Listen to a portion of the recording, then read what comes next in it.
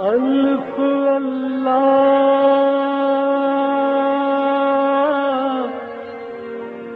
چنبے دی بوٹی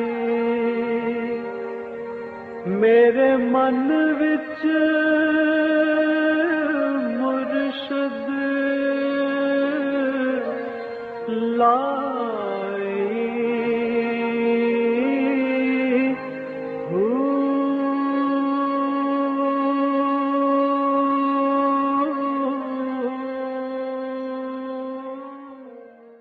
بسم اللہ الرحمن الرحیم۔ السلام علیکم، ریحان المرشد اور میں ہوں منور عتیق۔ ناظرین محترم، آپ کے سوالات ہیں اور رہنمائی کے لیے ہمارے ساتھ موجود ہیں ہمارے بہت ہی محترم جناب حضرت امیر محمد اکرم اعوان صاحب۔ آپ سلسلہ نقشبندیہ اویسیہ کے شیخ ہیں، مترجم قرآن ہیں، مفکر قرآن ہیں، شاعر ہیں، ادیب ہیں، بہت سے حوالے ہیں آپ کے تعارف کے۔ حضرت جی بہت شکریہ، آپ نے وقت دیا۔ سوالات آج بھی ہمارے پاس کافی زیادہ ہیں۔ پہلا سوال آمنہ نوید کینیڈا سے۔ آپ نے ایک پروگرام میں فرمایا تھا کہ شیخ سے زیادہ مستفید ہونے کے لیے خلوص شرط ہے۔ اسی طرح اگر مرید بھی چاہے کہ شیخ اس سے راضی ہو جائے تو کیا یہ شرک کے زمرے میں نہیں آتا؟ کیونکہ خلوص کا تو مطلب ہے کہ ہر وہ کام کیا جائے جس سے اللہ راضی ہو جائے۔ الحمدللہ رب العالمین والصلاة والسلام علی حبیبہ محمد وعلی آلہ وصحبہ اجمعین۔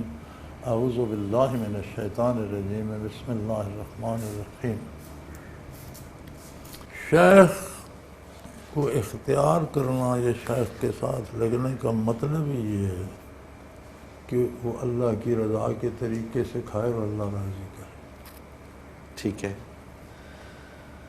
آپ شیخ کو اپنی طرف سے جو باتیں کہتے ہیں ان کی اطاعت نہیں ہوتی۔ شیخ امین ہوتا ہے اقوال رسالت کا، جو دین نبی کریم صلی اللہ علیہ وسلم سے پہنچتا ہے۔ شیخ وہ ہے جو آگے حضور کی بات پہنچائے۔ حضور کی بات اللہ کی بات ہے۔ اللہ فرماتا ہے من یطع الرسول فقط، جس نے میرے نبی کی بات اس نے میری بات مانی۔ ٹھیک ہے۔ تو شرک تو تب ہوگا کہ شیخ خلاف شریعت کرے تو بے شک شرک ہے۔ پھر آپ نے اللہ کو چھوڑ دیا، اسے اللہ اچھا نہیں، ان کا جو مفہوم تھا میرا خیال ہے سوال کا، جو یہ کہنا چاہ رہے ہیں وہ یہ کہنا چاہ رہے ہیں کہ خلوص ہونا چاہیے عبادت کے اندر، اور شیخ کے ساتھ جتنا زیادہ سے زیادہ ان کا رابطہ ہو، ان کی صحبت ہو، اتنا زیادہ کبھی مرید کے یا سالک کے دل میں یہ آ جاتا ہے کہ میں یہ جو بھی کر رہا ہوں، اگر میں یہ ذکر کر رہا ہوں تو بھی تسلسل کر رہا ہوں تو اس کا مقصد یہ ہے کہ شیخ مجھ سے راضی ہو جائے۔ نہیں، یہ سالک کے دل میں نہیں آتا، یہ دروازے سے جو باہر کھڑے ہیں وہ سوچتے ہیں۔ ٹھیک ہے، ٹھیک ہے، جو بالکل سلوک میں آ جاتا ہے وہ آتا ہی رضائے باری کے لیے، اور شیخ کا اس پر یہ احسان ہوتا ہے کہ وہ اسے اس کی رہنمائی کرتا ہے۔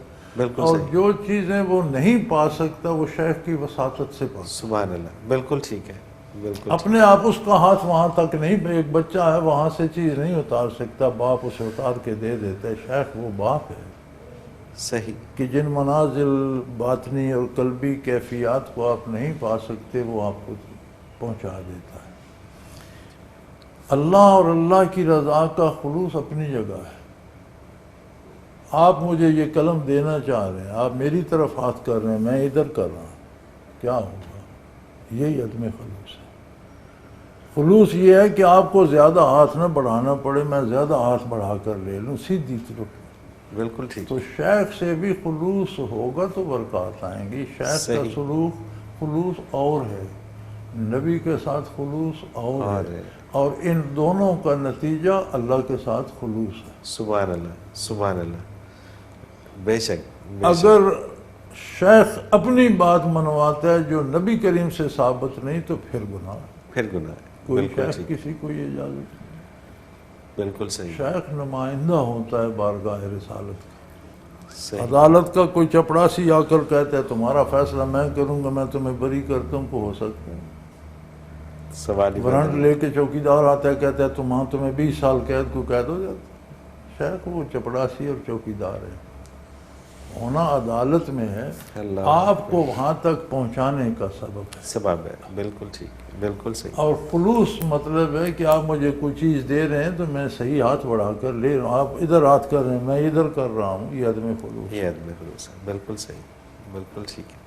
اگلا سوال علی بیگ ہیں، یہ کہتے ہیں کوئی ایسا عمل بتائیے جیسے ذکر میں پختگی آ جائے. سبحان اللہ و بحمدہ سبحان اللہ العظیم. میں سوچا کرتا ہوں کہ یا اللہ تو نے کتنا عظیم الشان نبی مبعوث فرمایا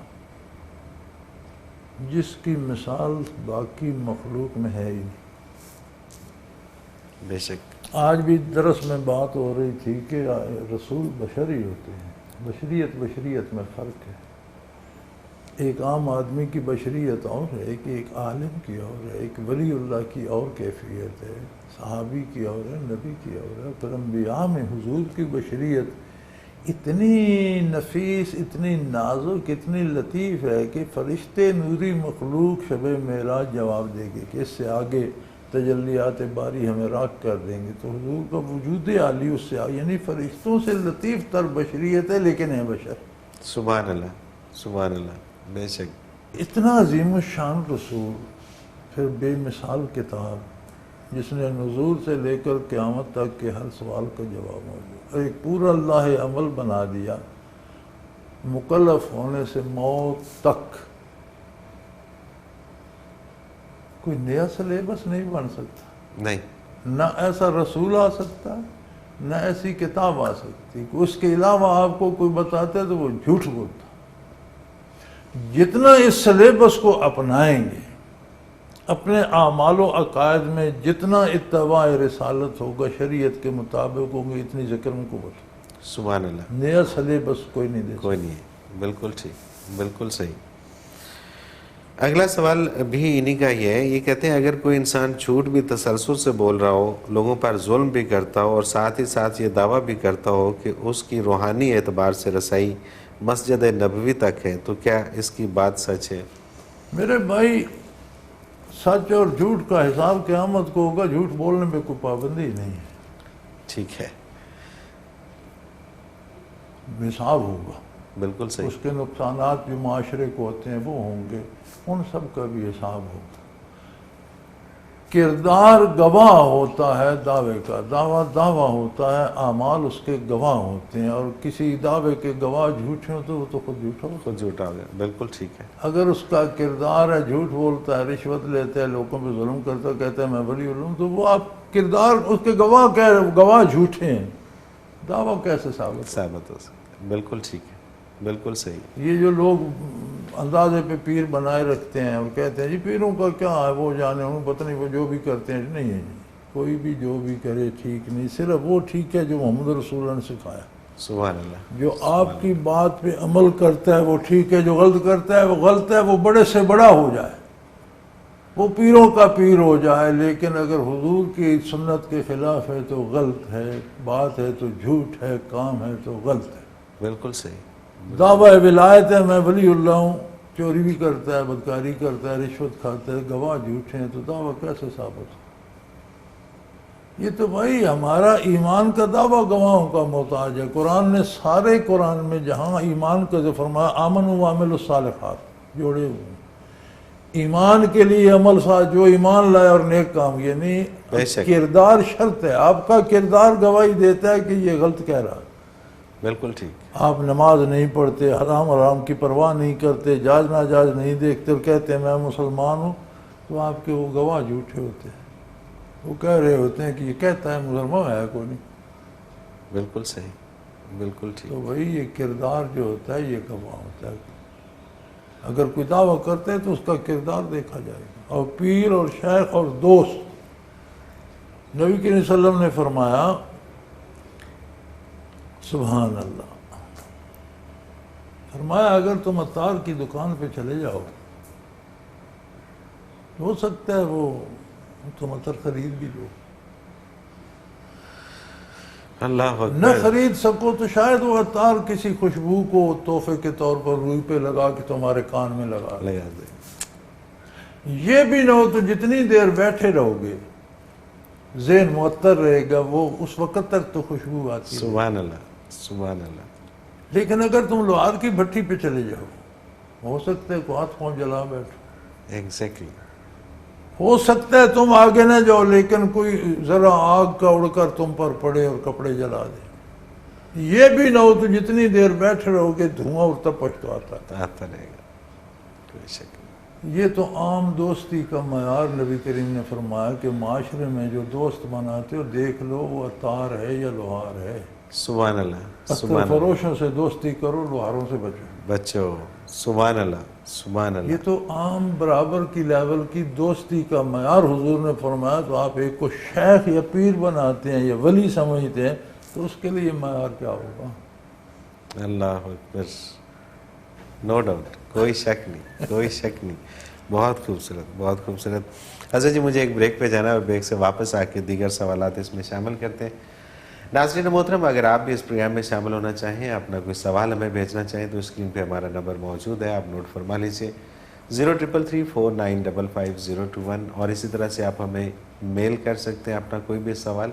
almurshid.tv کی ویب سائٹ پہ جائیے، کوسچن کا آپشن اس میں موجود ہے. کوسچن کے آپشن پہ جا کے اپنا سوال لکھیے اور اپنا سوال ہمیں بھیج دیجیے. آپ کا سوال ہم اس پروگرام میں شامل کریں گے اور حضرت جی سے رہنمائی لیں گے. almurshid.tv پہ حضرت جی کے تراجم انگلش اور اردو میں آپ کو ملیں گے، وہ بھی آپ اس سے بھی مستفید ہو سکتے ہیں. اور اس کے علاوہ ہمارے جتنے بھی پروگرامس گزشتہ ہیں المرشد وہ آپ اس میں دیکھ سکتے ہیں. اور بہت کچھ آپ کو ریسرچ ورک کے لیے بہت کچھ اس ویب سائٹ کے اوپر ملے گا. ایک مختصر کمرشل بریک، حاضر ہوتے ہیں، ہمارے ساتھ رہیے.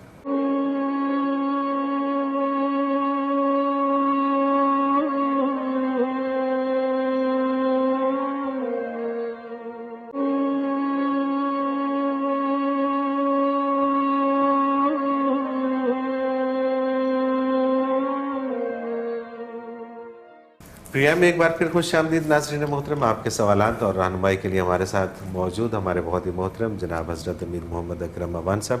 حضرت جی اگلا سوال ہے فیصل صدیق ہیں. یہ کہتے ہیں کہ رزق حلال اور حرام میں فرق کیسے معلوم کیا جائے؟ کیسے معلوم ہو کہ جو پیسہ ہم کما رہے ہیں وہ حلال ہے؟ اس کا کوئی آسان سا نسخہ ارشاد فرما دیجیے کہ ہم جو کمائیں وہ ہمیں معلوم ہو سکے کہ یہ 100% حلال ہے. بڑا آسان ہے جی، اس میں کوئی مشکل نہیں ہے. جائز وسائل سے جو آپ کماتے ہیں یہ حلال ہے. ٹھیک ہے. جہاں آپ کے مینز بدل جاتے ہیں، ناجائز ذرائع سے کماتے ہیں، حرام. Very simple. ہر بندہ جانتا ہے کہ جو میں کام کر رہا ہوں اس میں میرا حق کتنا بنتا ہے. ٹھیک ہے. جو میں چیز بیچ رہا ہوں اور بتا اور رہا ہوں، دے اور رہا ہوں تو حرام ہو گیا. ٹھیک ہے. اچھا، ایک ایسے مقام پہ ایک بندہ بیٹھا ہے کہ جہاں پر اس کی سیلری بہت زیادہ ہے لیکن وہ اس کا اہل نہیں ہے. وہ اندر سے یہ سمجھتا ہے کہ وہ اس کا اہل نہیں ہے لیکن وہ پیسے بہت زیادہ اس کو. نہیں، یہ نہیں ہے. اس کے اندر کھٹکا ہونا اور بات ہے. سیلری دینے والوں نے اس کا جو کام ہے، اس جو عہدہ اسے دیا انہوں نے، اسے وہ نبھا سکتا ہے یا نہیں. ٹھیک ہے. اگر وہ نبھا رہے ہیں اندر سے وہ سمجھتا ہے، وہ تو اس کی اپنی فیلنگ ہے. کیونکہ ریزلٹس پریکٹس پہ آتے ہیں، تھنکنگ پہ نہیں آتے. سوچوں پہ نتیجہ مرتب نہیں ہوتا، عمل پہ ہوتا. اور اگر عملاً اگر وہ جاب ٹھیک کر رہا ہے اور اگر کسی کو جاب کے پیسے مل رہے ہیں لیکن وہ صحیح نہیں کر رہا، تو حرام ہو گئے نا. وہ حرام ہو جاتی ہیں. بالکل ٹھیک بات ہے. مزدوریاں حرام ہو جاتی ہیں. بلکہ عجیب حرمت کے ہیں. ہمارے مزدور نماز نہیں پڑھتے اکثر. جب مزدوری پہ لگے ہوتے ہیں تو 8 بجے آئے جی، 1:30 بجے چلے گئے جی، زور پڑھنی ہے، آدھا گھنٹہ پونا گھنٹہ لگا کر آئے، پھر آدھا گھنٹہ پہلے کام چھوڑ دیے جی، اثر پڑھنی ہے. وہ نہ نماز قبول ہوئی نہ مزدوری حلال ہوئی. اچھا، اللہ اکبر. یعنی کام سے دل چرانے کا بہانہ نماز کو، مطلب نماز کی توہین ہوئی. بالکل ٹھیک ہے. وہ جرم الگ. یہ جو دیہڑی لی حرام ہو گئی ہے. نماز پڑھنی ہے ٹھیک ہے، آپ انہیں کہو بھائی پانی دو، وضو کرو، 2 فرض پڑھو، اپنے کام پہ لو. بالکل صحیح. ضرور نماز پڑھو. جو کام کرا رہا ہے وہ وقفہ دے، لیکن 15 منٹ 10 منٹ جو وہ وقفہ دیتا ہے وہ وقفہ اس میں پڑھو اور کام پہ آ جاؤ. اس میں یہ بھی ہے کہ آپ ایک ادارے میں کام کر رہے ہیں یا ایک بندے کے پاس اس کی آمدن حرام ہے، وہ اس کے لیے حرام ہے. ٹھیک ہے. آپ اپنی جاب دیانتداری سے کر کے تنخواہ لیتے ہیں، آپ پر حلال. بالکل صحیح. اس نے چوری کی، رشوت لی، وہ اس کے لیے حرام. یہی مسئلہ زکوٰۃ والوں کا ہے کہ زکوٰۃ وصول کرنی ہے. ایک بندے کے پاس پیسے ہی سارے رشوت کے. زکوٰۃ والوں کا یہ شعبہ نہیں کہ پیسے کہاں سے آئے. زکوٰۃ کا شعبہ یہ ہے کہ تمہارے پاس کتنے ہیں، ان میں زکوٰۃ کتنی بنتی ہے دے دو. ٹھیک ہے. وہ حرام حلال وہ جانو تو اللہ جائے. بالکل صحیح ہے، وہ اس کا اور اللہ کا معاملہ ہے. اسی طرح جب ہم کام کرتے ہیں، ملازمت کرتے ہیں، مزدوری کرتے ہیں، کھیتی باڑی کرتے ہیں، تو جو ہمارے ذمہ ہے وہ دیانتداری سے کرتے ہیں، جو حق بنتا ہے وہ لیتے ہیں، وہ حلال ہے. جس کام میں کام چوری کرتے ہیں، تنخواہ لے لیتے ہیں، وہ حرام ہو جاتی ہے. بالکل ٹھیک. یا چیز ہی ناجائز وسائل سے لیتے ہیں، حرام ہو جاتی ہے. صحیح، بالکل صحیح. محبوب رحمان نے، میں آپ کا پروگرام بہت شوق سے دیکھتا ہوں اور بڑی معلومات حاصل ہوتی ہیں. حضرت جی، آپ نے ایک پروگرام میں عشر کے حوالے سے بات کی تھی. میرا سوال یہ ہے کہ اگر زمین ٹھیکے پر ہو تو کیا اس پر بھی عشر لازم ہے یا صرف ملکیتی زمین پر ہی عشر دیا جاتا ہے؟ ٹھیکے پر ملکیتی زمین دی جاتی ہے یا ٹھیکہ لیا ہوا ہو. ٹھیک ہے. ٹھیکے پر دی ہے یا ٹھیکہ لیا ہوا ہے. اچھا، تو ایک ٹھیکے پہ اگر لی ہے زمین اور اس میں فصل کاشت کیا اور ٹھیکہ مالک کو دے دیا ہے، وہ تو عشر ٹھیکیدار اس پہ مالک پہ آئے گا. جو مالک ہے اس پہ. بالکل صحیح. یہ کنفیوژن تھی ان کا، ڈیٹیل تھی تب. نہیں، یہ تو انہوں نے مزدوری کی، انہوں نے تو مزدوری کی، اپنی اجرت لے لی نا. زمین سنبھالی، کاشت کی، جو حصہ بنا وہ ان کی اجرت ہے. ٹھیک ہے. جو زمین کا مالک ہے، جو آمدن اس سے آئی اس سے عشر دے گا. اس سے دے گا. اور عشر ٹوٹل پر دے گا، جو اسے آئی اور جو اسے دیا اس سارے کا عشر دے گا. اچھا، اس میں جو کنفیوژن تھی ان کو، ان کی بڑی ڈیٹیل سے ان کا سوال میرے پاس آیا تھا کہ جو بارانی علاقہ ہے اس میں 10واں حصہ عشر ہے اور جو آبپاشی ہے اس میں 20واں حصہ عشر ہے. تو وہ یہ کہہ رہے تھے کہ ہم نے جس طرح سے آج کل چل رہا ہے کہ آپ نے لیز پہ زمین لے لی ہے، فار ایگزامپل 40,000 روپے اس کو دے دیے مالک کو، اور اس سے 1 سال کے لیے وہ زمین کا ایک ٹکڑا 1 ایکڑ آپ نے لے لیا. اب آپ نے اس میں فصل کاشت کی ہے، وہ جو فصل تیار ہوئی اس کے بعد اس میں سے 20واں حصہ اگر آپ پاشی ہے تو وہ دینا ہے یا وہ مالک کی ذمہ؟ وہ مالک دے گا. مالک اپنا ٹھیکہ اتنا لے نا کہ جو فصل آئے گی اس کا عشر بھی مجھے دینا پڑے گا. ٹھیک ہے. اور مالک کو کیسے پتہ چلے گا؟ اس کو بتانا پڑے گا کہ یہ مالک فصل خود ہوئی ہے. باخبر ہوتے ہیں بادشاہ. جو ٹھیک ہے. مالک ٹھیکے پہ زمینیں دیتے ہیں انہیں پتہ ہوتا ہے اس نے کیا کاشت کیا اور کیا برداشت کیا. اگلے سال ٹھیکہ بڑھانا ہے، یہ کام کرنا ہے. بالکل ٹھیک، بالکل صحیح. بالکل یہ وہ خود خبر رکھتے ہیں کہ یار اگلے سال ٹھیکہ یہ کم کہ جس نے تو بڑے پیسے کمائے، اگلے سال ٹھیکہ زیادہ ہونا چاہیے. مالک خود پتہ رکھتے ہیں. اور ملکیت پہ عشر ہے. بالکل صحیح. مضارع بھی کرتا ہے کوئی تو مضارع پہ عشر نہیں ہے. ایک مضارعت کرتا ہے اور اپنی کسی کی زمین کاشت کرتا ہے اور اپنا حصہ لیتا ہے تو اس میں نہیں. مالک پر جو حصہ مضارع لے گیا اس کا عشر بھی مالک دے گا. بالکل ٹھیک ہے. بالکل ٹھیک. کیونکہ مالک نے زمین کی آمدن پر دینا ہے. جو حصہ مضارع لے گیا تو مالک نے اسے اجرت دی نا زمین کاشت کرنے کی. بالکل صحیح. مالک کی آمدن میں تو ہے نا. ہے، بالکل ہے. حضرت جی، اگلا سوال شامل کرتے ہیں. انہوں نے اپنا نام نہیں لکھا لیکن ان کا سوال ہے کہ آپ کے پروگرام میں میں نے سنا کہ اگر کوئی شخص عمرہ ادا کر لیتا ہے تو اس پر حج فرض ہو جاتا ہے. میرا سوال یہ ہے کہ اگر کوئی شخص عمرہ کر لے مگر حج کے لیے اس کے پاس دوبارہ ساری زندگی کبھی بھی وسائل نہ پیدا ہو سکے تو کیا اس پر حج فرض رہے گا اور اسے گناہ ملے گا؟ بالکل، حج تو فرض ہے. حج کے لیے بنیادی شرط ہے کہ وہاں پہنچنے کی استطاعت ہو. ٹھیک ہے. اب جو عمرہ کرتا ہے بنیادی شرط تو ثابت ہو گئی. ان لوگوں کو چاہیے کہ حج سے پہلے صرف عمرے نہ کیا کریں. ٹھیک ہے. پہلے حج کا اہتمام کریں اور اس کے بعد جتنا جی چاہے عمرے کرتے ہیں. بالکل صحیح. دیکھیں نا، شرط یہ ہے نا کہ ایک آدمی کے پاس وسائل، صحت، زندگی اتنی ہو کہ بیت اللہ پہنچ سکے. تو ایک بندہ چلا گیا، اب وسائل تو ثابت ہو گئے تو حج فرض ہو گیا. بالکل ٹھیک ہے. تو یہ عمرے رسم نہیں ہے، عمرہ عبادت ہے. ہم نے رسم بنا لی ہے. حج کرتے ہیں نہیں کرتے ہم، چلو جی عمرہ کر چلیے. رسم نہیں ہے، عبادت ہے. عمرہ نفل ہے، حج فرض ہے. نفل اور فرض میں یہ فرق ہوتا ہے کہ آپ 10 لاکھ روپے انویسٹ کرتے ہیں، آپ کو اس کے بدلے میں 8 ملتے ہیں. آپ کیا کہیں گے؟ مجھے 8 لاکھ منافع ہے.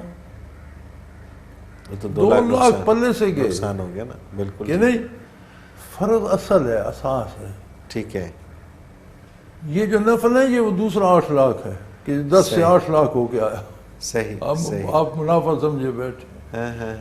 نفل کا منافع تب ہے کہ فرض پورے کر کے نفل پڑھو تو منافع ہے. سبحان اللہ. تو فرض چھوڑ کر نفل اصل 10 لاکھ انویسٹ کے 10 کا 10 ڈوب گیا.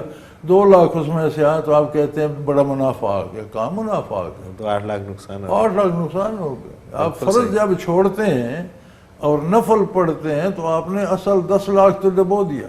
نفل پڑھ کے آپ 1.5 لاکھ موڑ کے لے آئے تو کون سی کمائی کر لی؟ بالکل صحیح, بالکل صحیح. تو یہ جو ایک ہم نے رسم فرض بنا راس لی, ہم المال نے ہے, کر لیا. فرض راس المال ہے, اصل مال ہے فرض. نفل اضافہ ہے, منافع ہے. صحیح. جتنا منافع ہو جائے اچھی بات ہے. جتنی توفیق ہے عمرے کریں, طواف کریں, مسجد نبوی جائیں, نوافل پڑھیں, لیکن فرض پورا کر کے. بالکل ٹھیک. ہوا میں عمارتیں نہیں بنتی. جس پلاٹ پہ عمارت بنانی ہے وہ فرض ہے. پلاٹ ہی نہیں ہے تو آپ اینٹیں ڈھو ڈھو کے مرتے پہ ہیں, مر رہے ہیں تو کیا فائدہ؟ کوئی فائدہ نہیں. ہوا بالکل میں صحیح, کیا کریں؟ بالکل صحیح.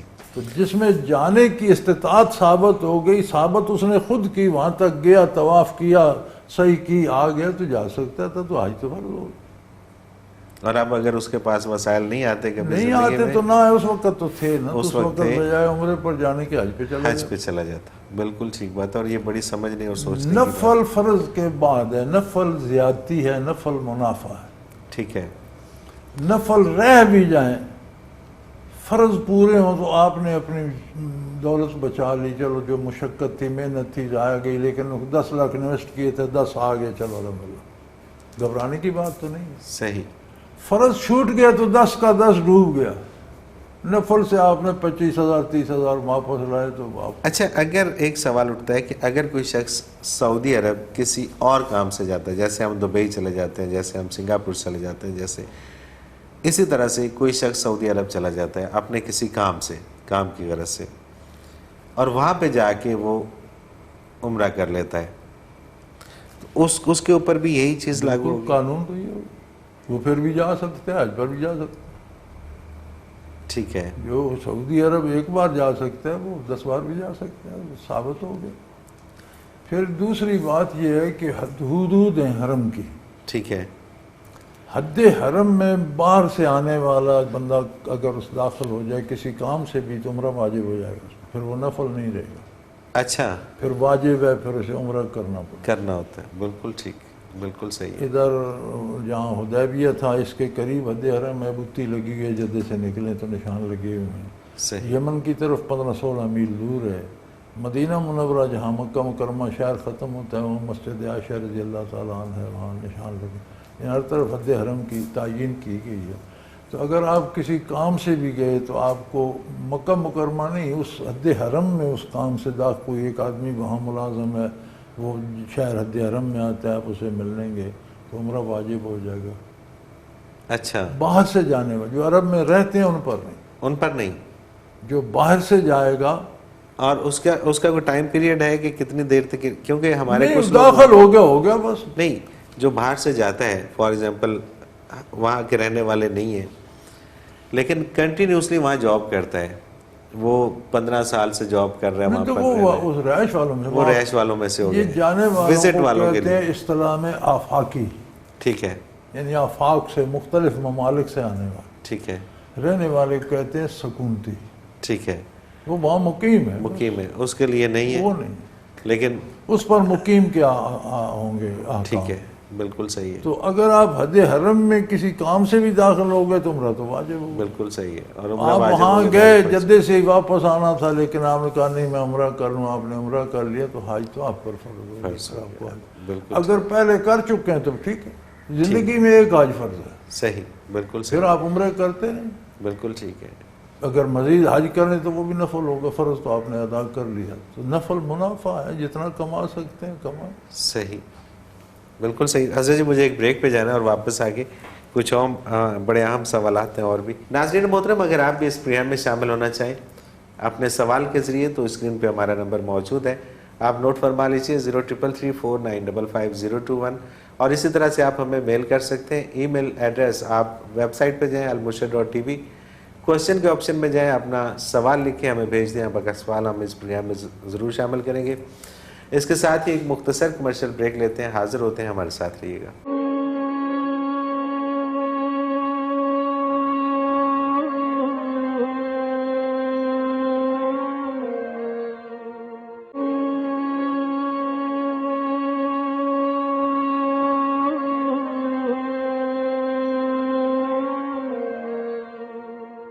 प्रिया में एक बार फिर खुश आमदीद नाज़रीन मोहतरम। आपके सवालात और रहनुमाई के लिए हमारे साथ मौजूद हमारे बहुत ही मोहतरम जनाब हज़रत अमीर मोहम्मद अकरम अवान साहब। हज़रत जी, अगला सवाल मोहम्मद इरफान है दुबई से।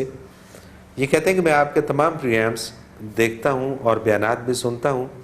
हज़रत जी, मैं बहुत कोशिश करता हूँ कि गुनाहों से बाज रहूँ, मगर गुनाह कहीं ना कहीं सरजद हो ही जाता है, फिर पछतावा भी बहुत होता है।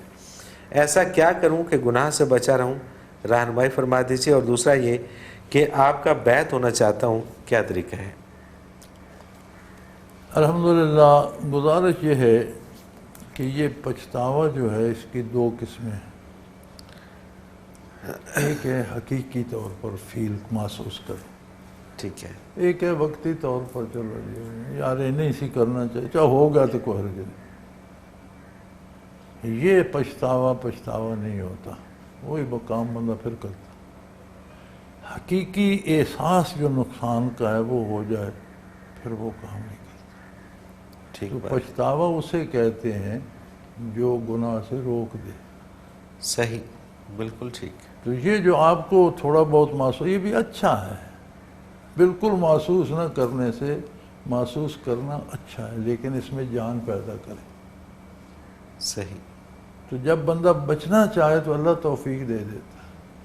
कुरान कहता है, नबी करीम सल्लल्लाहु अलैहि वसल्लम को मुखातिब फरमा कर अल्लाह जल्ल शानू ने फरमाया, इज़ा साला का इबादी अन्नी, मेरे बंदे अगर मेरे बारे आपसे दरख्वास्त करें और जानना चाहें, तो इन्नी करीब, उन्हें कहो तुम्हारे सबसे करीब मैं, हर वक़्त हर लम्हा, तुम जिस हाल में भी हो मैं तुम्हारे साथ। सुभान अल्लाह। तुम गुनाह कर रहे हो तो मैं पास खड़ा हूँ, नेकी कर रहे हो तो पास खड़ा।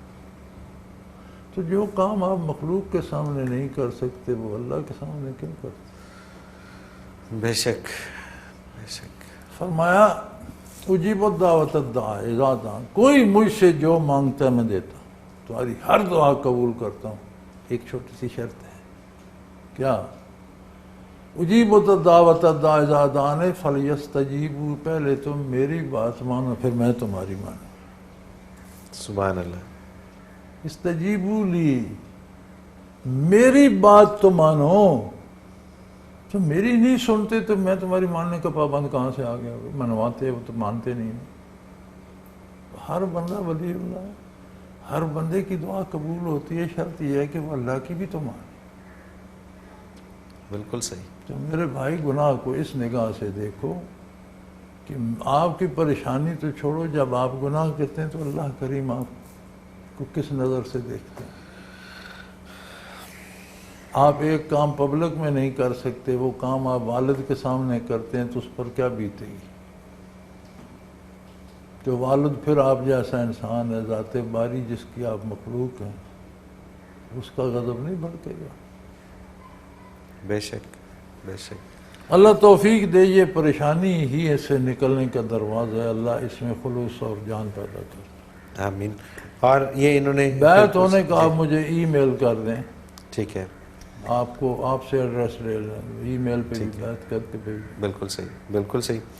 आप इसी, ये जो हम ईमेल का जिक्र करते हैं अपने प्रोग्राम में almurshed.tv, यहीं पे आप अपना क्वेश्चन, जहाँ पर ऑप्शन है वहाँ पे आप मेल कीजिए और वहाँ से आपको ईमेल एड्रेस मिल जाएगा, उस पर फिर आप ईमेल करके तो बैत हो सकते हैं।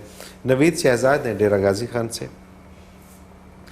मरने के बाद कब्र में हिसाब किताब शुरू हो जाता है, लेकिन जिन लोगों की मौत बम धमाकों में होती है और उनके जिस्म के अज़ा तक नहीं मिलते, उनका हिसाब किताब कहाँ होता है? बम धमाकों में मरते हैं, आग में जलकर खाक हो जाते हैं, समुंदर में डूब जाते हैं, मछलियाँ कीड़े मकोड़े खा जाते हैं, बहुत सारे ऐसे दुनिया में दरिंदे खा जाते हैं, अजदा निगल जाते हैं, कोई निशान नहीं मिलता। ये वाशी लोग बंदे को कत्ल करके उसके टुकड़े करके दरिया में फेंक देते हैं और मछलियाँ खा जाती हैं, कोई निशान नहीं मिलता। लेकिन किसी भी सूरत में जल कर भी वापस मादा बनता है, मिट्टी में खाक में वापस मादा बनता है, दरिंदा खा जाए वापस मादा ही बन, कहीं जाए मादा बनना है, कोई एक शक उसके सेल्स کہیں نہ کہیں جمع ہو جاتا موجود ہے.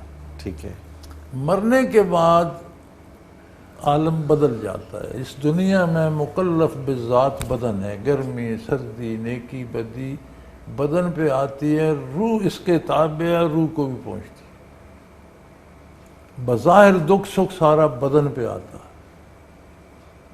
لیکن وہ کیفیات روح پر. بدن نیکی کرتا ہے روح بھی روشن ہوتی ہے، بدن برائی کرتا ہے روح پہ بھی تاریکی آ جائے.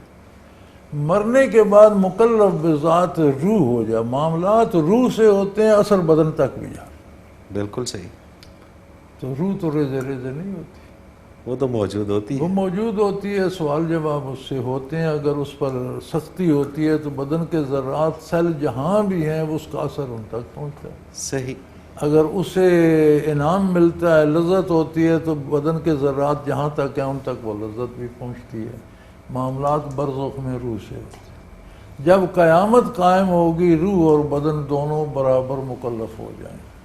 بالکل ٹھیک. جہنم کا عذاب بھی دونوں برابر فیل کریں گے، جنت کی لذتوں بھی دو گنی ہو جائیں گی. روح بھی محسوس کرے گی، باڈی بھی محسوس کرے گی. صحیح.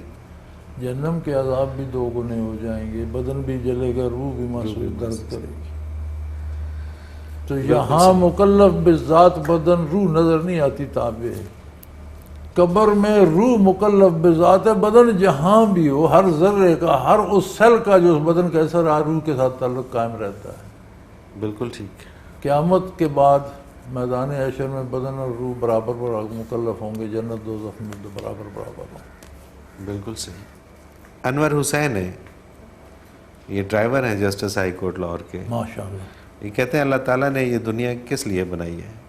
بڑا مزیدار سوال ہے یار، مزہ آ گیا سوال سن کے. جواب تو دیکھا جائے گا، جو اللہ ہمیں بتائے گا ہم وہی بتائیں گے، لیکن سوال مزے کا ہے. کیا لینا تھا اس جمیلے سے؟ اس میں رکھا کیا ہے؟ ہر مخلوق جتنی زمین پہ بسنے والی ہے، سوائے لڑائی اور مار دھاڑ کے اس کا کام ہی. چڑیا چڑیا سے لڑ رہی ہے، کوا کوے سے لڑ رہا ہے، شیر شیر سے لڑ رہا ہے، کتا کتے سے لڑ رہا ہے، گیدڑ گیدڑ. کوئی جانور، مچھلی بڑی طاقتور کمزور کو کھا رہی ہے، بڑا چھوٹے کو نگل رہا ہے. مگر مچھوں کو مگرمچھ کھاتے دیکھا ہے. یہ کیوں بنائی؟ حدیث قدسی ہے، کنت کنزا مخفیا. مخلوق تو تھی بے شمار میری، لیکن میری عظمت اتنی تھی کہ انہیں جرت نہیں تھی مجھ تک نگاہ اٹھانے کی. میری ذات ایسے تھی جیسے کوئی پوشیدہ خزانہ. پتہ ہے سب کو وہاں خزانہ ہے، کیسا ہے، اس میں کیا نہیں. بہت بڑا خزانہ ہے، لیکن اس میں کیا کیا ہے، کیسا ہے، یہ نہیں تھا. مخلوق فرشتے تھے، دوسری مخلوق آسمان تھے، دوسری مخلوق تھی، اور مخلوق تھی. آسمان و زمین سے پہلے بھی بے شمار مخلوق تھی جو اس نے بنائی، لیکن سب میرے حکم کے تابع تھے. کنت کنزا مخفیا فاحببت ان اعرف. پھر میں نے یہ چاہا کہ کوئی ایسا ہو جو مجھ پہ فدا ہو. سارے حکم مانتے ہیں، ایک ایسی مخلوق ہونی چاہیے جسے میں حکم بتا دوں، زبردستی منواؤں نہیں. سبحان اللہ. وہ مجھے جانے، مجھے پہچانے، پھر مجھ پر فدا ہو کر میری اطاعت کرے، مزہ آ جائے. اللہ اکبر. سبحان اللہ. سبحان اللہ. ایک بندے کو آپ تنخواہ دیتے ہیں، ملازم ہے، بندوق پکڑا اس نے تو آپ کا پہرا دینا. ایک کھانا گھر سے کھاتا ہے، کپڑے گھر سے پہنتا ہے، آپ کے پاس آتا ہے، کہتا ہے یار مجھے تھوڑی دیر گن دے دو، آج میرے پاس 3 گھنٹے میں آپ کی چوکیداری کروں. کیوں؟ آپ سے اس کو محبت ہے، تعلق ہے، آپ کو جانتا ہے. فرمایا ساری مخلوق میری بات مانتی ہے. میں نے کہا ایک ایسی مخلوق پیدا کروں جسے میں حکم تو دوں لیکن زبردستی منواؤں نہیں. کوئی ایسی ہو اس پہ چھوڑ دوں، پھر وہ مجھے ڈھونڈے، مجھے پائے، مجھ پر فدا ہو جائے اور میری محبت میں میری بات مانے. سبحان اللہ. سبحان اللہ. اب اس مخلوق کو بسانے کے لیے یہ سارا بکھیڑا بنا. وَلَخَلَقَ لَكُمْ مَا فِي الْأَرْضِ جَمِيعًا. قرآن کہتا ہے انسان صرف تیری خاطر یہ ساری کائنات بسائی، سب کچھ تیرے لیے. سبحان اللہ. یعنی اس عاشق کو تلاش کرنے کے لیے، اس محبت کرنے والے کو پانے کے لیے یہ سارا جہان اس میں سورج چاند ستارے بوٹیاں جڑیاں سبزہ جنگل درخت پہاڑ یہ سارا بکھیڑا ایک انسان کی خاطر اور انسان کو سامنے کر دیا رخ انور نور نبوت سے کتاب الہی سے دیکھ سکتا ہے بالکل صحیح دیکھنا ایک یقین ہوتا ہے نا آپ نے آنکھ سے دیکھا تو یقین ہو گیا دھوکہ بھی لگ سکتا ہے ہم دور سے دیکھتے ہیں اونٹ کھڑا قریب جاتے ہیں تو جاڑی ہوتی ہے بازار میں بندہ ملتا ہے پکڑ لیتے ہیں وہ فلانے وہ کہتے نہیں میں وہ تو نہیں میں تو فلاں اچھا مجھے دھوکہ لگا دیکھنے میں بھی دھوکہ لگا جو مخبر صادق کی جو ایک بندہ تجربہ کر کے دیکھ کر آپ کو آ کے بتاتا ہے کہ فلاں جگہ یہ ہو رہا ہے وہ آپ کے دیکھنے سے زیادہ سچا ہوتا ہے تو یہ سارا جھمیلہ بنا کر پھر کتابوں میں لکھ کر نبی مبعوث فرمایا بتایا کہ یار یہ اس لیے بنایا ہے خلق لکم ما فی الارض تمہاری خاطر میں نے یہ جہان سجایا تم میرے لیے ہو فیصلہ تم پر ہے اگر تمہیں بھی زبردستی اپنا تو یہ تو پہلے فرشتے کر رہے تھے سبحان اللہ تم میرا جمال میرا حسن میرا کرم میری عطا میری سخاوت میری مہربانیاں دیکھ کر مجھ پر قربان ہونا چاہو تو یہ مزہ ہے نا میں تو یہ چاہتا ہوں سبحان اللہ سبحان اللہ اگر میں نے تمہارے لیے اتنا کچھ کیا آسمان زمینیں پہاڑ دریا کائنات بنائی اور تم مجھے کو نہیں پہچان کہتے یا تو کون ہم کون میں میرے پاس ہی آنا ہے دیکھ لوں گا بالکل صحیح پھر عذاب حق بنتا ہے کہ نہیں بالکل کوئی شک نہیں حضرت جی اس کے ساتھ ہی ہمارے پروگرام کا وقت اپنے اختتام کو پہنچ رہا ہے ناظرین محترم اگر آپ بھی اپنے سوال کے ذریعے اس پروگرام میں شامل ہونا چاہیں تو اسکرین پہ ہمارا نمبر موجود ہے آپ نوٹ فرما لیجئے 033349555021 اور اسی طرح سے آپ ہمیں میل کر سکتے ہیں almurshid.tv کی ویب سائٹ پہ جائیے کوسچن کے آپشن پہ اپنا سوال لکھیے اور ہمیں بھیج دیجیے آپ کا سوال ہم اس پروگرام میں ضرور شامل کریں گے اسی طرح سے almurshid.tv کی ویب سائٹ پہ ہمارے تمام گزشتہ پروگرامز بھی آپ دیکھ سکتے ہیں حضرت جی کے قرآن پاک کے تراجم اردو اور انگلش وہ بھی آپ دیکھ سکتے ہیں اور ریسرچ ورک کے لیے بہت اچھی ویب سائٹ ہے اس پہ جائیے اور اس سے فائدہ اٹھائیے اس کے ساتھ ہی آج کے پروگرام کا وقت اپنے اختتام کو پہنچا منور عتیق کو اجازت دیجیے اللہ حافظ لا